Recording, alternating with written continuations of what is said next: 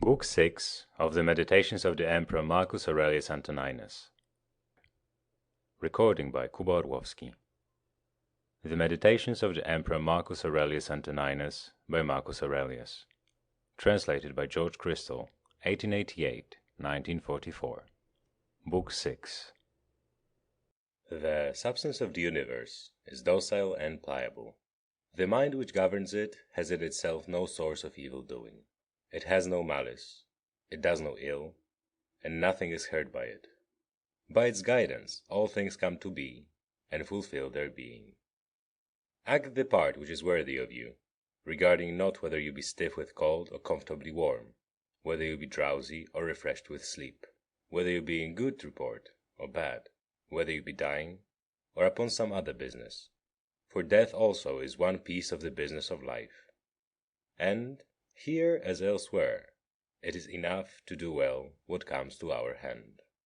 Look within, let not the proper quality or value of anything escape you.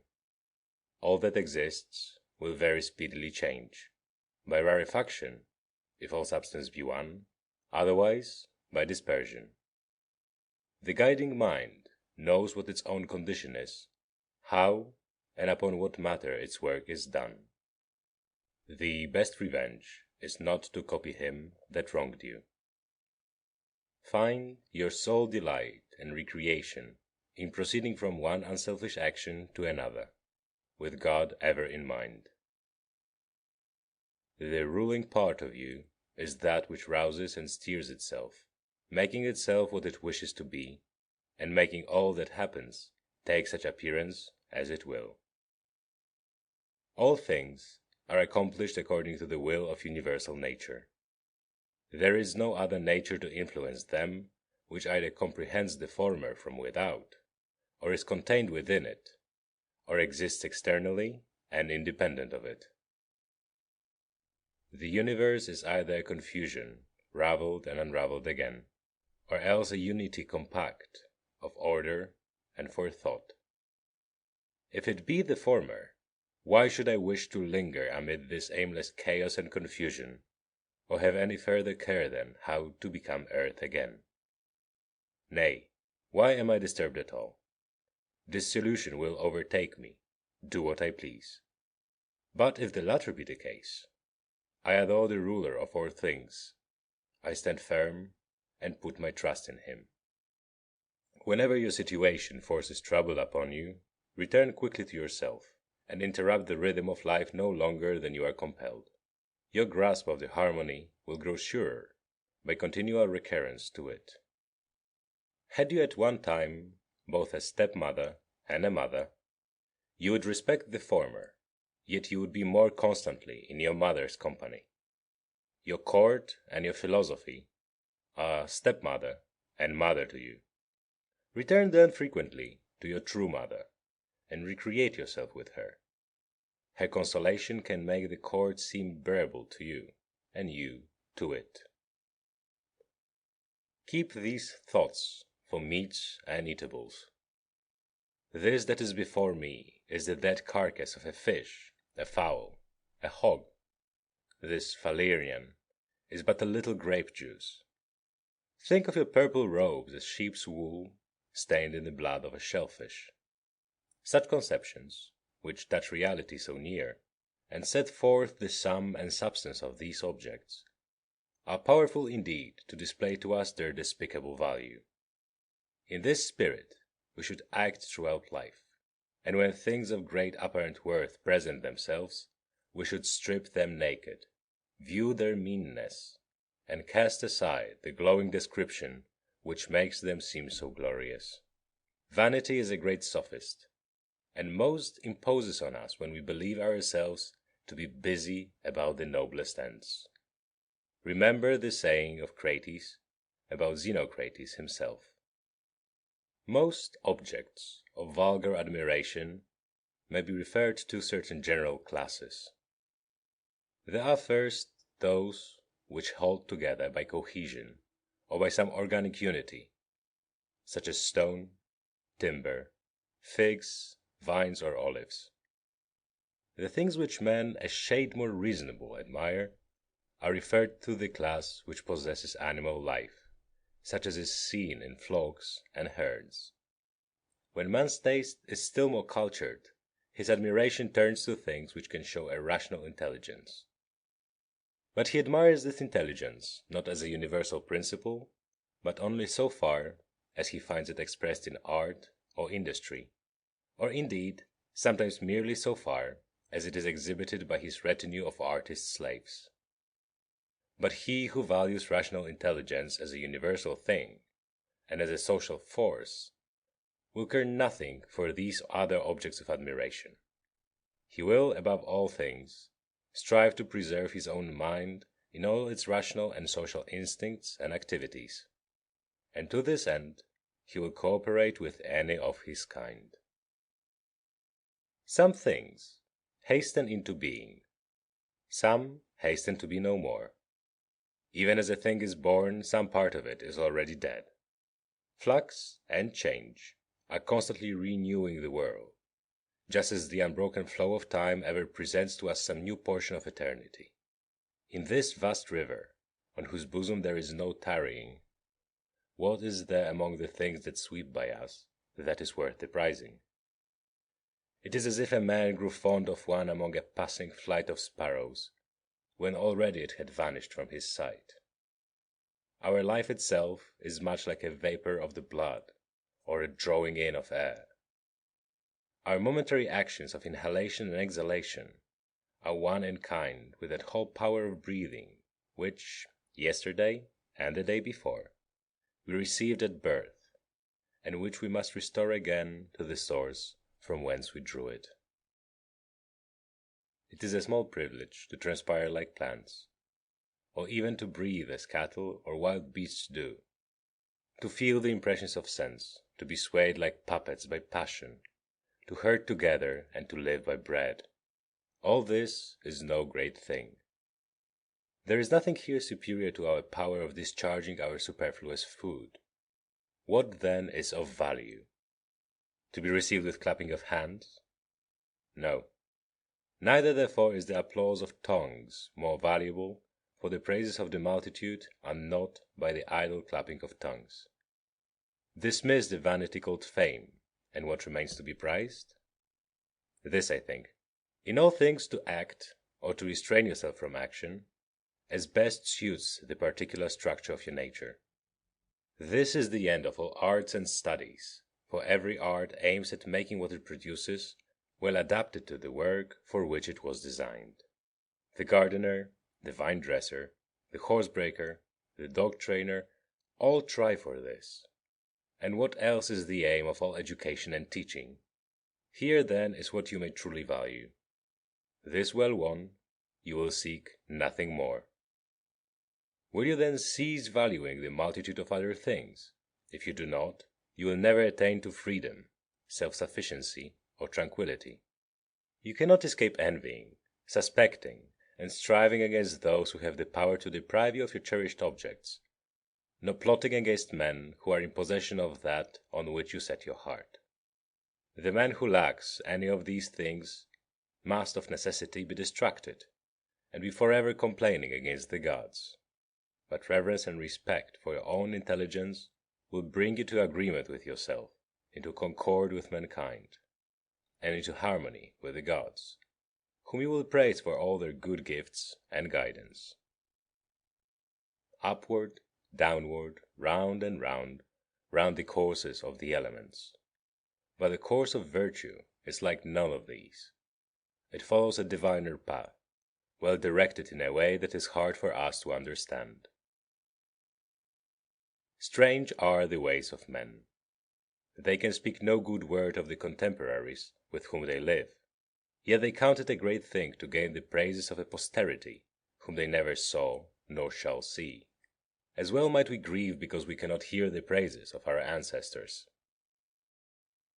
If a thing seems to you very difficult to accomplish, conclude not that it is beyond human power. But if you see that anything is within man's power, and part of his proper work, conclude that you also may attain to it. In the gymnasium, if someone scratches us with his nails, when a sudden onset bruises our head, we express no resentment.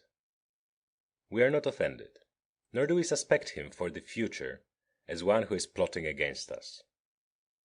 We are on our guard against him, it is true, but not as against an enemy or a suspected person. In all good humor, we simply keep out of his way. Let us thus behave in other affairs of life, and overlook the many injuries which are done to us, as it were, by our antagonists in the gymnasium of the world. As I said, we may keep out of their way, but without suspicion or hatred. If anyone can convince or show me that I am wrong in thought or deed, I will gladly change. It is truth that I seek, and truth never yet hurt any man. What does hurt is persistence in error or in ignorance. I do my duty, and for the rest am not distracted by anything which is inanimate or irrational, or which has lost or ignores the proper way.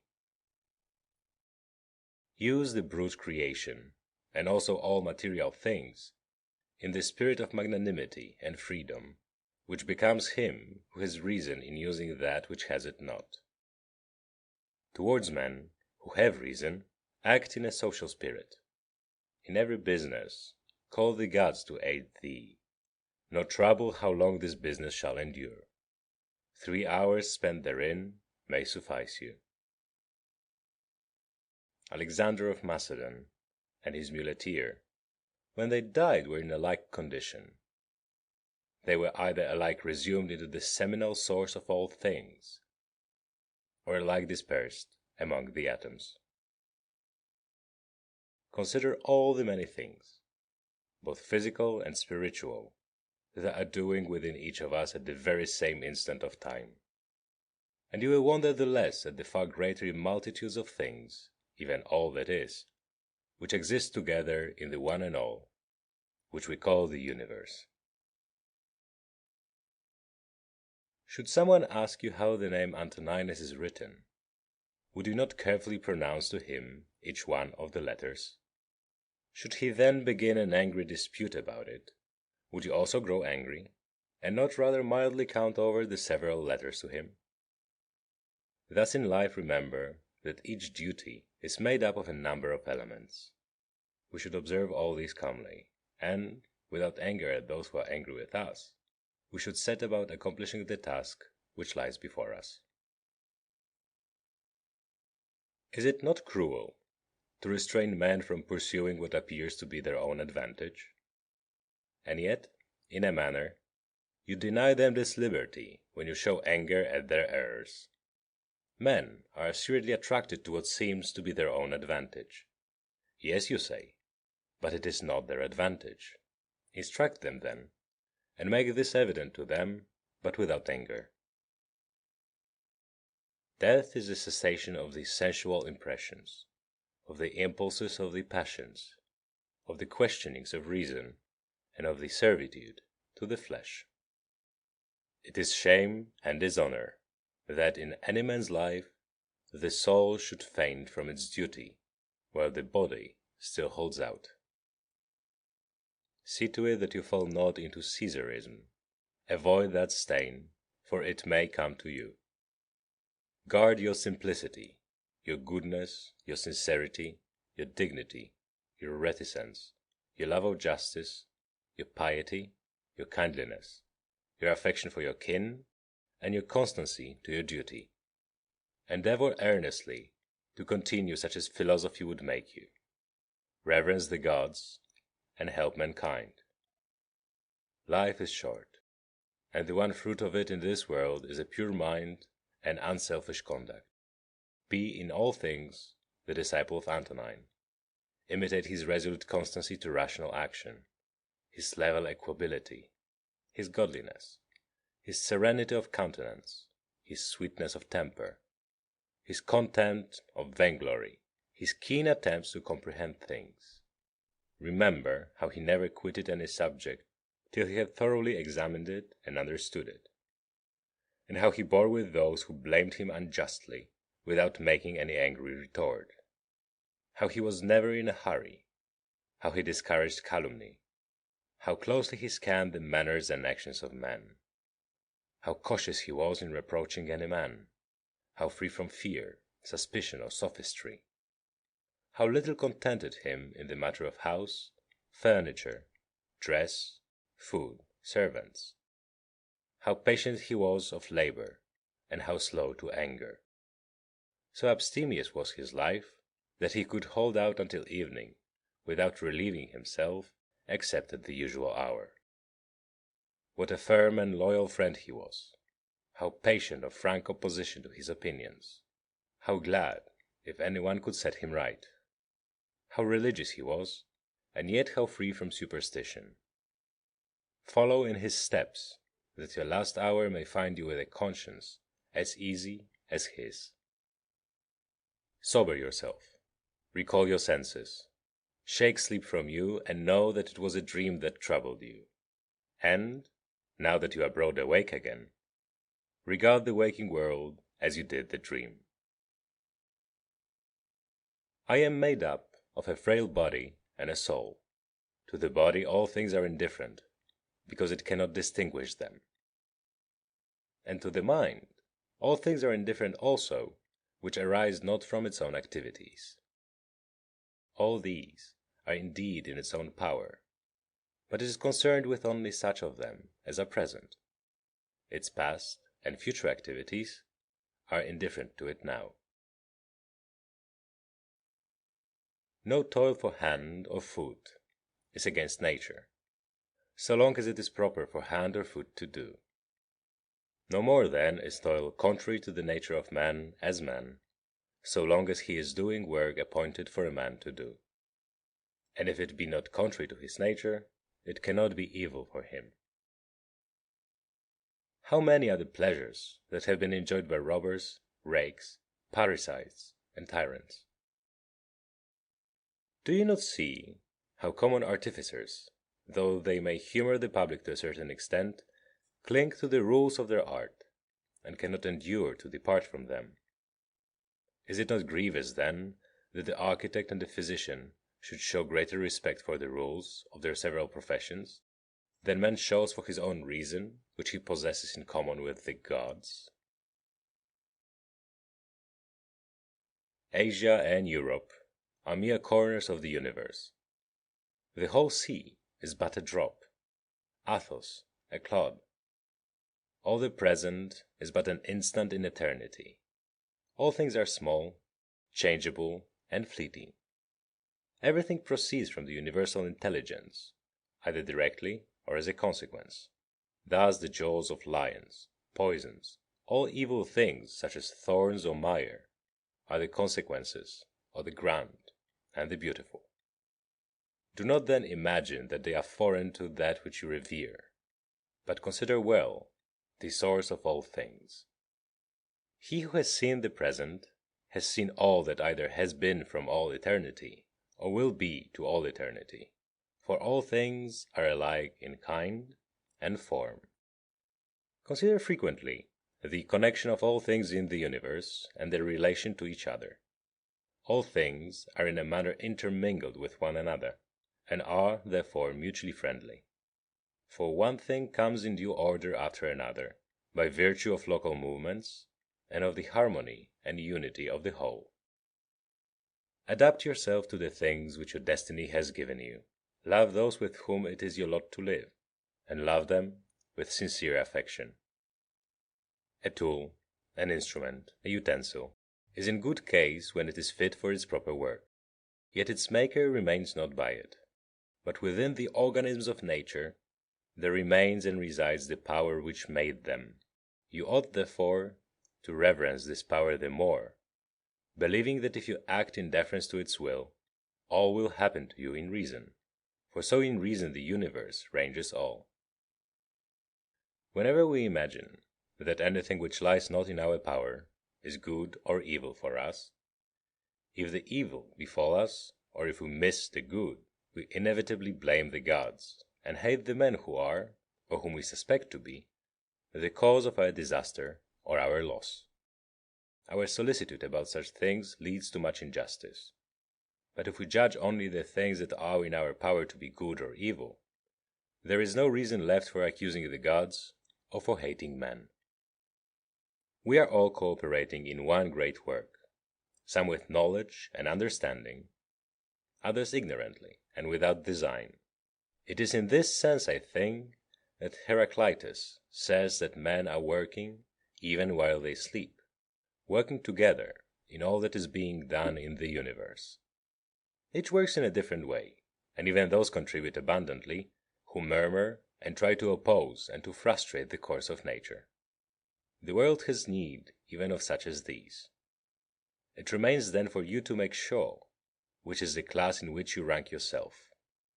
The presiding mind will assuredly use you to good purpose one way or another, and will enlist you among its laborers and fellow workers.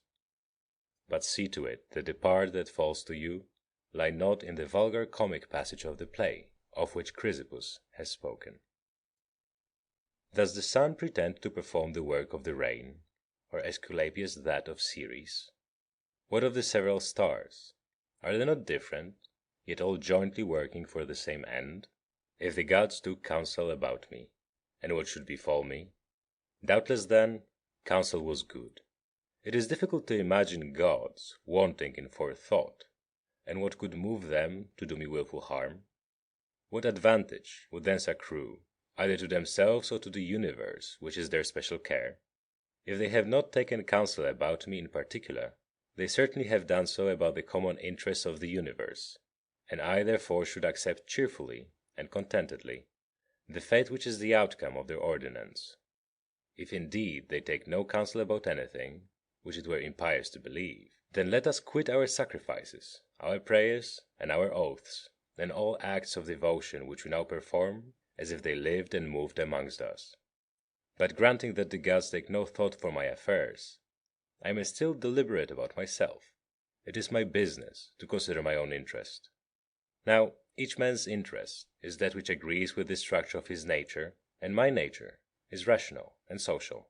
As Antoninus, my city and my country is Rome. As a human being, it is the world. That alone, then, which profits these two cities can profit me. All that happens to the individual is of profit to the whole. This would suffice. But if you consider closely, you will see that it is also a general truth that all that happens to one man is of profit to the rest of mankind. Profit here should be taken in a somewhat general sense, as referring to things indifferent. In the amphitheatre and other such resorts the same or similar spectacles, continually presented, cloy at last. It is even so in all our experience of life. All things, first and last, are alike and like derived. When shall the end be?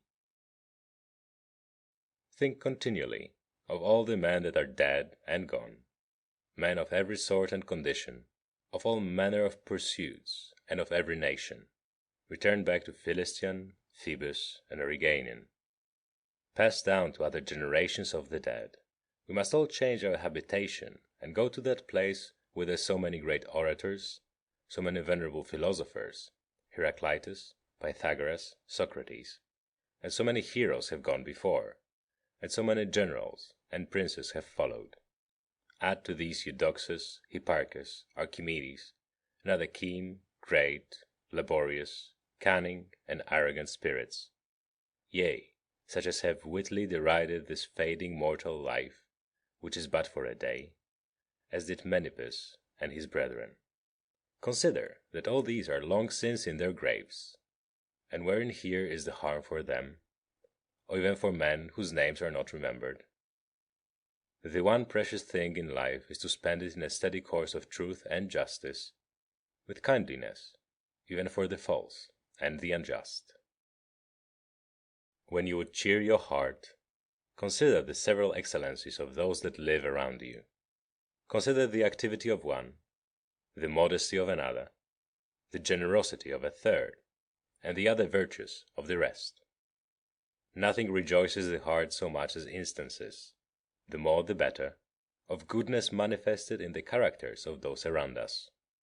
Let us therefore have such instances ever present for reflection. Are you grieved that you weigh only these few pounds and not 300? If not, is there greater reason to sorrow if you live only so many years, and no longer?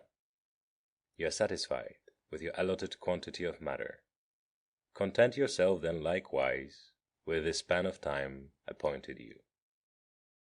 Try to persuade men to agree with you, but whether they agree or not, pursue the course you have marked out when the principle of justice point that way. Should one oppose you by force, act with resignation, and show not that you are hurt. Use the obstruction for the exercise of some other virtue, and remember that your purpose involved the reservation that you were not to aim at impossibilities. What after all was your aim? To make some good effort, such as this. Well then, you have succeeded, even though your first purpose be not accomplished. The vainglorious man places his happiness in the actions of others. The sensualist finds it in his own sensations. The wise man realizes it in his own work. You have it in your power to form no opinion about this or that, and so to have peace of mind.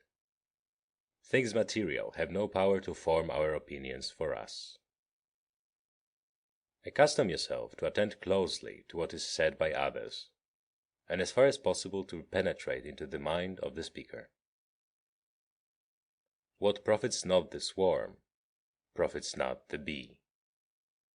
If the sailors revile their pilot, or the sick their physician, whom will they follow or obey? And how will the one secure safety to the crew, or the other health to the patients? How many who entered the world with me are already departed?